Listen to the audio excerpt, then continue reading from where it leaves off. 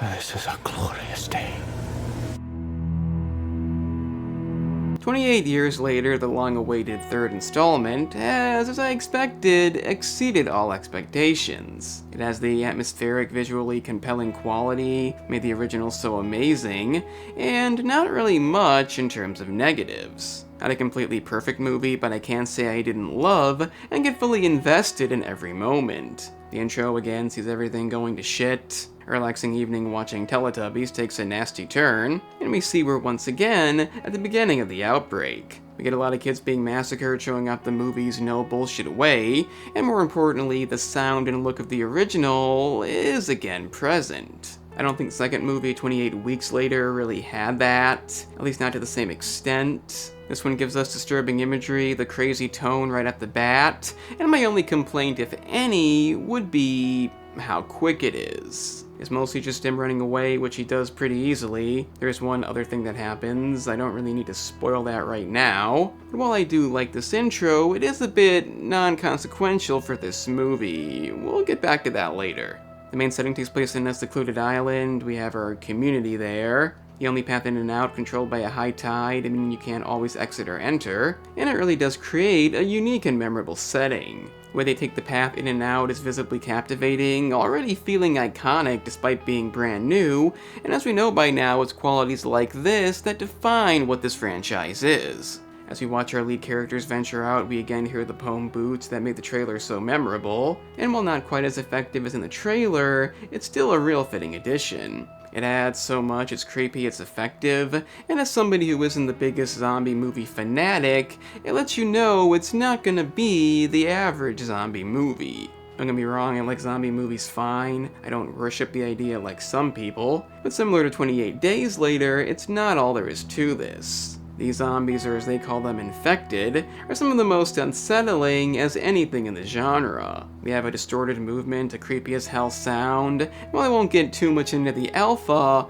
let's just say he's the alpha for a reason. It's not like the Walking Dead alpha that's supposed to be intimidating because reason, but is easily bested by Jeffrey Dean Morgan's smooth personality. That is bullshit. No, when this alpha makes itself known, you know it's the alpha. The point is, anything you could want in a zombie or infected movie is there, and our cast of lead characters are not only effective, but also very genuine. Our lead Spike, a 12-year-old boy who has a mother who's dying of an unknown disease, and upon learning there's a doctor in the infected-filled mainland, made the decision to sneak out and track the doc down. I didn't particularly want a kid lead in this, but Alfie Williams as Spike doesn't have any of the annoying cliché tropes. After him and his dad head out the first time, he kinda breaks down in fear, and upon his dad exaggerating how good of a job he did, he isn't okay with them lying. He also doesn't take any shit when he finds out his dad is cheating on his dying wife, and again, without spoiling too much, he has no issue putting him in his place. The way he'll do anything for his mom, but still act realistically,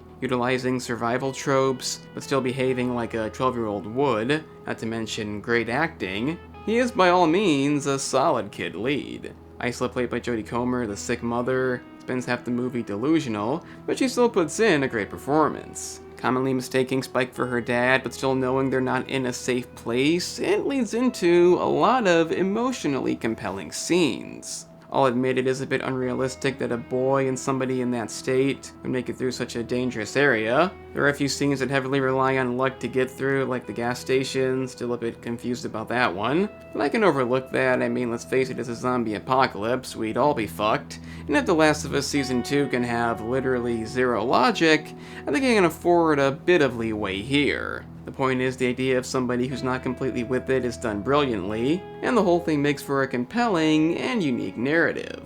Other characters like Jamie, her husband, don't stand out quite as much, due to only having half the screen time, but that being said, I don't see him as being remotely irrelevant. Obviously not the finest individual, cheating on his sick wife, doing other questionable things, but in the same vein, you could attribute some of that to his situation. Obviously he lied about what his son did to look good, but it's clear he still loves him, he's visibly upset and angry when things go wrong, and even though he's not the most decent, you can definitely see him being redeemed. Especially when we get into something I'll get into in the spoiler section, but Aaron Taylor Johnson nails the role he's meant to give. The other character that really makes the movie is Dr. Kelson, played by Ralph Fiennes, but given he comes in toward the end, it won't get too much into him. I'll just say unique, likable, interesting, and memorable, and something the plot really needed to keep fresh. That's kind of what the movie is. It never gets dull, it always does something to keep you invested, and given the stellar cast, the pacing is almost perfect. There are a few cons that I'll quickly go over. I'm not a huge fan of the slow motion kill shots throughout the movie.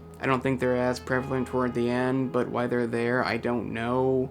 I guess some people may like them. And the Swedish soldier, who has a brief role later, isn't the most fascinating addition. He's just kinda randomly thrown in. He's basically a plot device. Him being in the movie does show off something later, being how something works, and that's all I'm gonna say about that. Maybe if they gave his team a bit more of an intro, it would have been more effective. Any other negatives I do have require spoilers, so let's discuss those. You've been warned. Upon finally finding the doctor, we see he resides in an area filled with bones, a huge bone statue for those once living. And again, despite being a new movie, it already feels like an iconic sight. Partly due to the trailer, I guess. The reason they came there is because he always lights a fire, indicating he's around, and the reason he does that is to burn the bodies to make the aforementioned bone statue. Unfortunately, as you may have guessed, Isla is suffering from cancer and cannot be saved, but I think this devastating turn has a lot of meaning. Thing is, she already kind of expected it, as did her husband, but neither of them could see telling him, and in a way that kind of justifies some of his actions. Not completely, but in reality, Jamie knew it likely wasn't going to end well. I'm not going to say it makes cheating on her okay, but it does make her fate all the more devastating. It's not supposed to be a pleasant movie or give us characters that we strive to be, so I really think it hits just the right balance. This scene helps to tie it all together. They kind of just put Spike to sleep, and she goes on her own terms. And while I can't say I expected it to end happily, I don't think that would have fit. Throughout the movie, I didn't see it ending happily, even though there was a doctor. How would he realistically save somebody without equipment? But given Spike is 12 years old, I feel him being naive is the idea. Maybe it isn't, I don't know, but it makes the most sense. And it leads to a truly sad scene. Even puts her skull in the best spot, climbs to the top of the bone tower. It's more effective stuff. And yeah, you could say it makes the whole movie pointless, but that's not all that happens. As we've seen a few times before in these kinds of movies, they come across an infected who is pregnant. It then has a baby, we get to see them cut the umbilical cord. The infected does become hostile after, but the baby is not infected. You may be wondering, what is the point of this? I have a theory, but hold off on that. For the sake of pointless nitpicking, there's a scene real close to the end when Spike saves the doctor, and I'm not a fan of that. It's a bit immersion breaking. The guy's been alone this whole time, all of a sudden needs somebody to save him. I mean, why is that? But all in all, this movie is close to perfection. In the end, he sends the baby back, somehow, and chooses not to return yet. And even though the movie was clearly worth the wait in almost every way, then we have the ending. The ending when the kid from the intro shows up as an adult to help Spike. He has a cult of people with him, all named Jimmy, I guess. Dressed in tracksuits, I think they have golf clubs, and they kill a bunch of infected in the most ridiculous ways possible, and it's not the same movie. Are you out of your fucking mind?